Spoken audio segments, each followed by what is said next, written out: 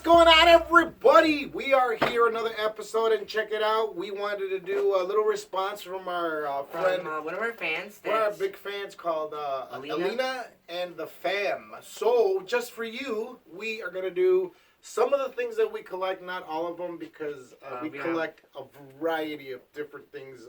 The world is way too interesting to do in one little episode. So we have a lot of different stuff right now. First, we have our big agate geode over here. This thing is mad heavy. Heavy. So don't pick it up. I'll do it. All right, keep talking. So you can tell how heavy it is because I'm trying to pick it up. This thing is...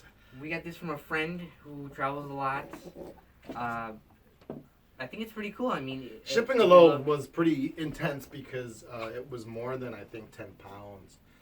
That thing is an actual live agate, and... you can show it on camera if you want to pick it up and get it closer so you can see. Here, let me do it. Yeah, this is really Go ahead. All right, take it over there and just show it on the camera. I think it's a beautiful piece of rock. You can see right here. Yeah, it's pretty big and pretty heavy. That thing is amazing. Twist it around a little bit. It's got an iron base, customized iron base that he sent us. It's beautiful. We have not a large collection of geodes and agathis and what are the other type of rocks that they have? Amethyst. Amethyst. We do have several. We also have a one. Wait, where is it? Where's our copper piece? Oh, right there. I get it. Go get the copper piece. So this a little copper nugget. This is a copper, real, 100% copper nugget. You can see it. There's no patina. And patina, if you don't know what that is, it's green. It's a green, like a mold kind of thing. So if you're familiar with the Statue of Liberty, it's a greenish color. It's not mold. It's patina because you tell us right. Yeah. So patina is the stuff when you mix copper and a little bit of tin together, and then this creates bronze, and bronze is used in a lot of things. Right. Like, for example, the Statue of Liberty and a lot of ancient weapons. Right, helmets, and that's why they have that green patina color. Yeah, because of the tin that is mixing with the copper. What do you know about the? There's an interesting little fact that I found out about the space station. Apparently, there's.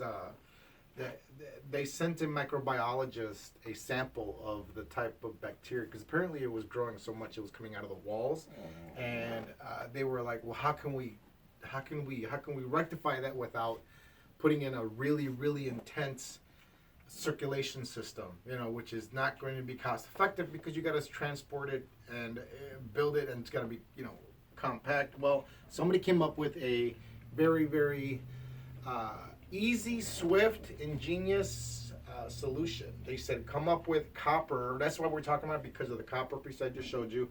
They said, come up with a copper paneling.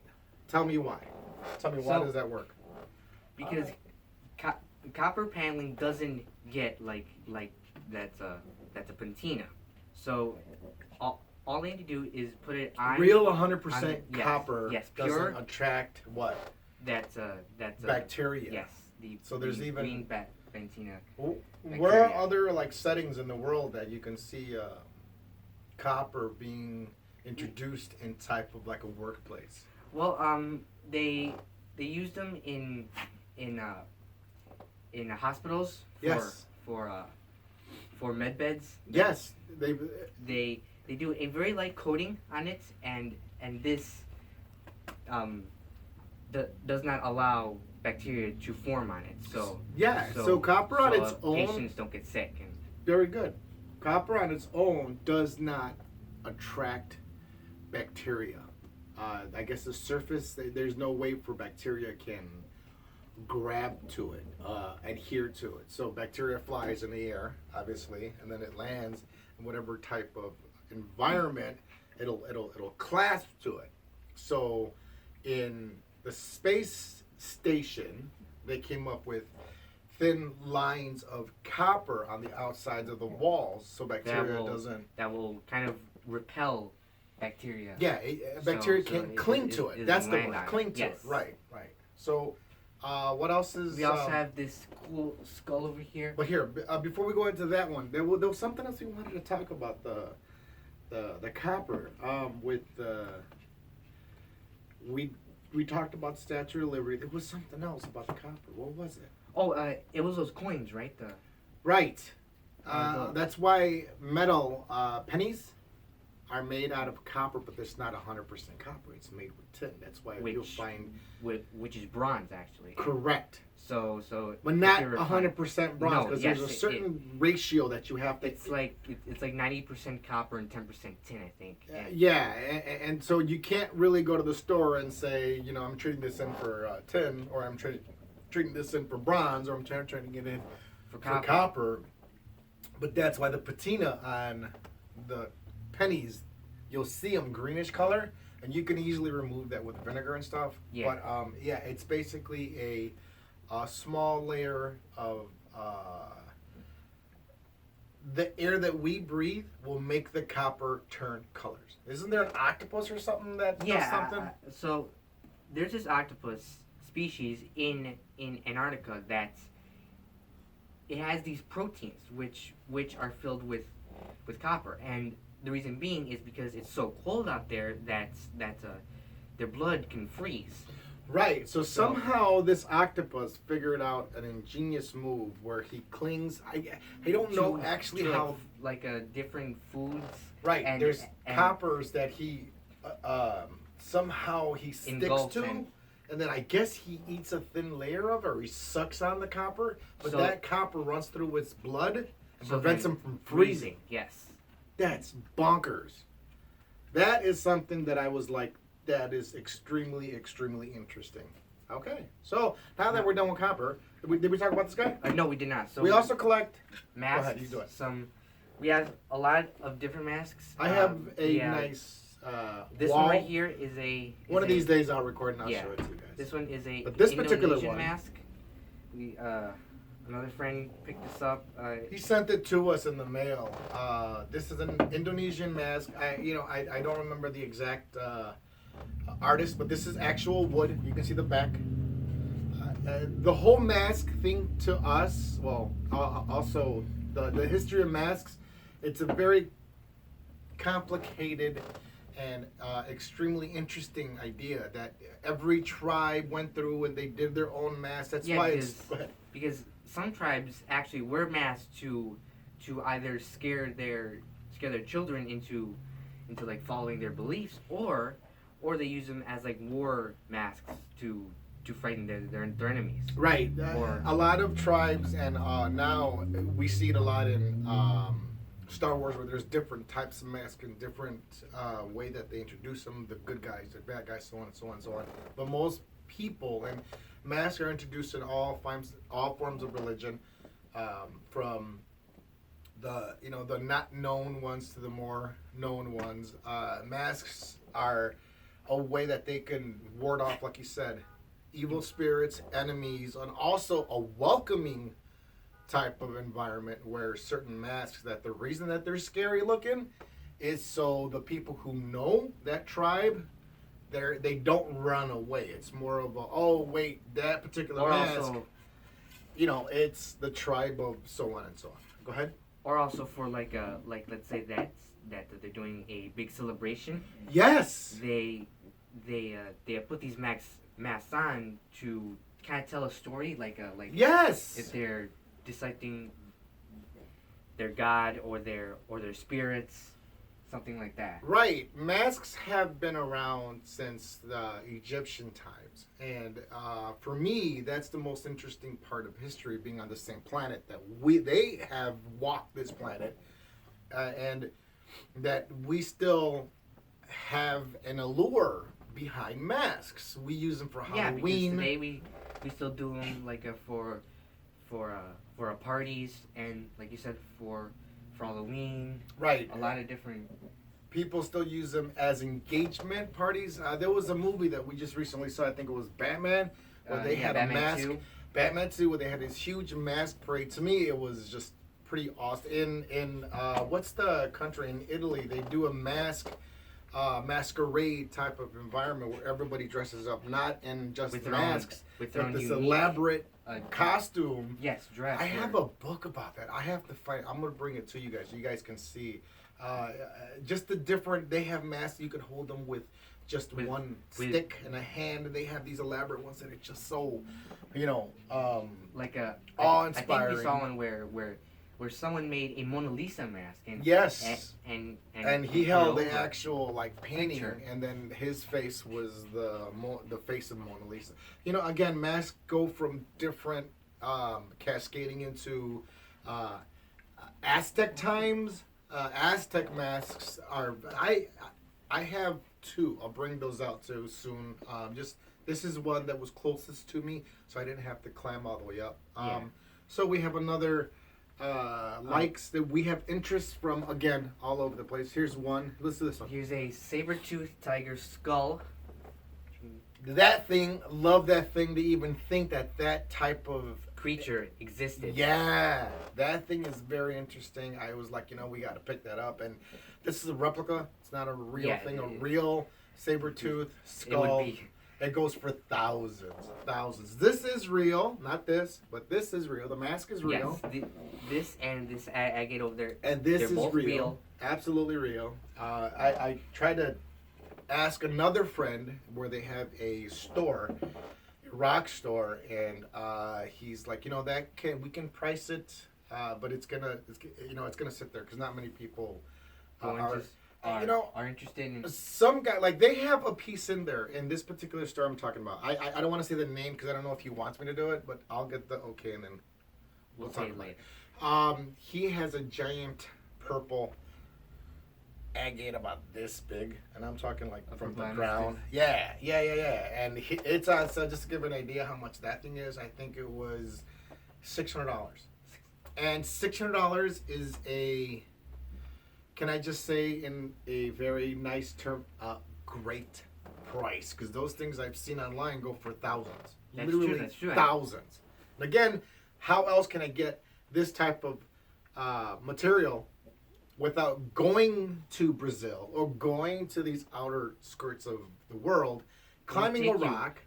Right. It would take you weeks. It will actually take you weeks, and it'll be probably more expensive because the caves that these type of formations are found in are regulated now. So you have to get permits and purchase to climb, and they don't even let go in there.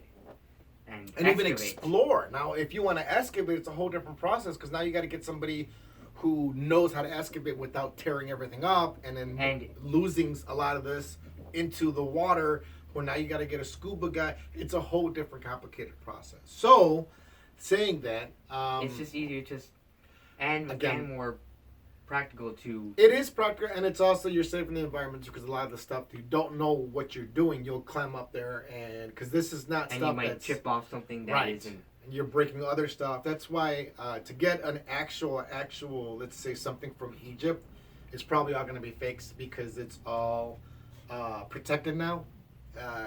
Like the pyramids now, I think you can't even go up to them and touch them anymore because it's all under regulated law. So for you to go and actually climb, I might be mistaken, but on some pyramids they are. Because again, people didn't know what they were doing, and some people would get into, they would take a brick out. Problems, yeah. And then people want to take it and sell it, so on and so on and so on. So I have a brick of. From Egypt. I have something from Egypt from the pyramids. So yeah, when you're buying this stuff online, just remember it's probably not going to be real. But now if you have a friend like we have, and he actually does travel to different countries, right? I just tell him, you know what? Hey, because I have friends all over. So I have friends that go to Japan. I have friends that go to China, and I have friends that travel. This particular individual, he's a engineer, so what he does is he goes out to different power plants, and he goes to Brazil, he goes to the South America, different parts where he's able to access, and he has time. So if he has a meeting, and then he'll go walk to the city, and guess what? They have stuff like this for sale. So, hey, interesting stuff that I just, we find, and I'm like, hey, that is super cool to have in someone's house, because it's not just about collecting stuff. It's not just like we have Funko Pops. If you see Oh here, yeah, we have you know, this is a these- Funko Pop item. Pick this up. these are This Garbage thing Pail Kids. is from the 80s. Garbage Pail Kids loved this whole line. This came We also out have the as little ones. yes, the little guys over here. You guys can see those. This came out as cards. So this company made these little Garbage Pail Kids cards, which we have also. I gotta find out. Anyway, and they were like a big no-no. The teachers didn't want them in class. They were disgusting, weird little. It's again, it's the no-no part of having something that parents are like, Ooh. They don't want it, right? They didn't But want it, so as I a want it. kid, you're looking at this little girl and she's got boogers Boogers. coming out of her nose. Or You're like like, this- all right, this is interesting. Or like this little baby devil kind of guy. This little baby demon guy. Absolutely. I remember With my little parents. pitchfork. Quick story. When I was growing up, I used to draw demons because I found them fascinating. So demons kind of like, you know, coming out Not like ritual kind of things, but just like well, images. any form of demon. That's where I collect a variety of things because any form of demon, depending on who's looking at it, will deem it not worthy, or you know they'll connect it to what they understand as like he said, ritualistic and other stuff. So the demons that I would draw were demons from like trolls, demons, any type of mystical and fantasy like character. I gobbled that up for breakfast. That stuff was amazing. So stuff that you would see in Marvel, stuff what's the demon in Marvel that what's his name? I forget. Anyway, there's another demon that I don't remember his name. Anyways, he lives in a different portal, and he's black. He's got a black wardrobe on, and he's red. Anyway. So demons have been, or versions of something evil have been introduced in different movies. So the demon from, thank you, Balrog from Lord of the Rings, Balrog. That's another form of demon. Thank you. Again, any type of creature that's mythical. I got into trouble in school because I would draw on them. I drew them big wings with a big club. You know, sometimes Krampus is another one. If you guys aren't familiar with Krampus, we'll talk about him too. But yeah, my parents. I remember my teacher found one of my drawings and basically sent me to the principal's office, and they made this big ordeal that my parents got involved, and they actually pushed me into going into like counseling because I was drawing all of these scary demon thingies. And you know, I'm fine. You know, I like the science side of everything, and even if it's fiction or nonfiction or real, it's interesting. So yeah, we got these little Funko Pops over here. This bug guy is pretty awesome looking. I don't remember his name. Does it say underneath? Here, grab it. And we also collect. This thing is super awesome. Oh yeah. This thing. Is Go ahead. a steam powered experiment kind of thing where you put water in here and you light it up and this wheel moves. Right. So you put water inside this barrel. So it's a kit. You bring it home. You assemble it. And it has moving parts, and it has copper, so you have to solder it all together. And this produces, you put water in here, and there is a fuel compartment. So that fuel compartment, you light it on fire, and there's a specific fuel that you put in here, so it's an odorless flame. It gives off an odorless flame. So it brings this to a boil, this here. And then steam comes out of this thing, so which produces. Go ahead. Combustion. Combustion. It produces steam, and as you know, with coffee or anything like that, it'll produce pressure. So pressure comes through this valve and goes into the back here, and this makes this little thing, this arm, go back and forth. You see it move? which also makes the wheel move. Right, which that's connected to the wheel. So next, you know, this thing will start generating power, and it's loud. It's and this is just a example of what they used to use in like the 19. I think it's later than that, don't you? Like the 18. Yeah. I don't remember. I think it was but like there mid was 1800s. They used to make, like in what was that? Polar Express. They had a train built purely on steam. Imagine the power behind that. That thing, you know, again, the pull and the push. It is a similar design to this. Yeah. Just they use coal, and we use a smaller form of igniting flame, creating energy, and this is kinetic, and so on and so on.